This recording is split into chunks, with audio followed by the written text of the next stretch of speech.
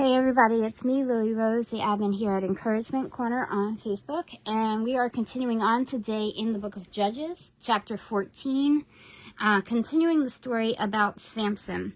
And guys, this is a bizarre chapter to say the least.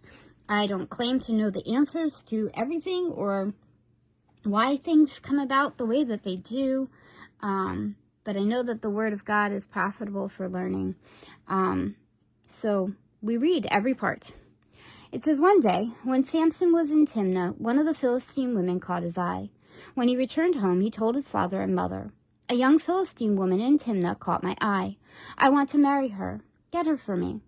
His father and mother objected. "Isn't there even one woman in our tribe or among all the Israelites you can marry?" they asked. "Why must you go to a pagan Philistine to find a wife?" But Samson told his father, "Get her for me. She looks good to me." His father and mother didn't realize the Lord was at work in this, creating an opportunity to work against the Philistines who ruled over Israel at the time. So God is always in the details, guys. As Samson and his parents were going down to Timnah, a young lion suddenly attacked Samson near the vineyards of Timnah.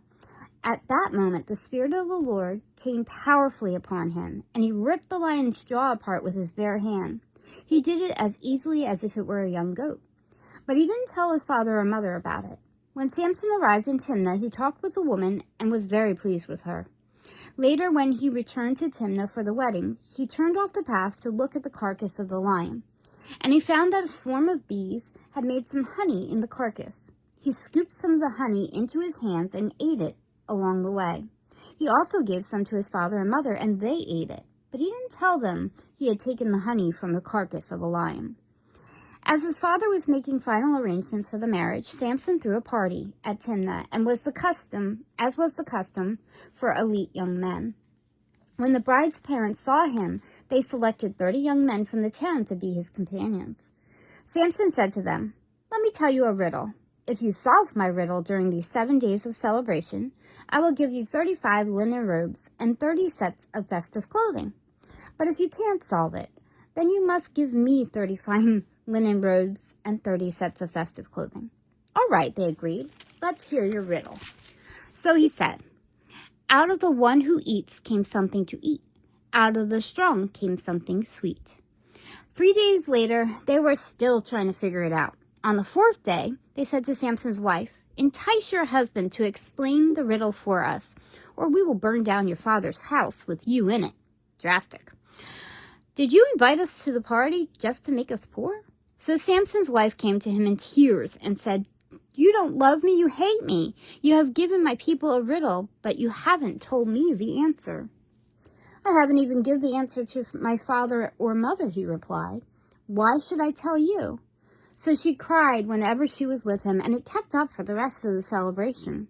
At last, on the 7th day, he told her the answer because she was tormenting him with her nagging. Then she explained the riddle to the young men. So before sunset of the 7th day, the men of the town came to Samson with their answer. "What is sweeter than honey? What is stronger than a lion?" Samson replied, "If you hadn't plowed with my heifer, you wouldn't have solved my riddle." Then the Spirit of the Lord came powerfully upon him. He went down to the town of Ashkelon, killed 30 men, took their belongings, and gave their clothing to the men who had solved this riddle. But Samson was furious about what had happened, and he went back home to live with his father and mother. So his wife was given in marriage to a man who had been Samson's best man at the wedding.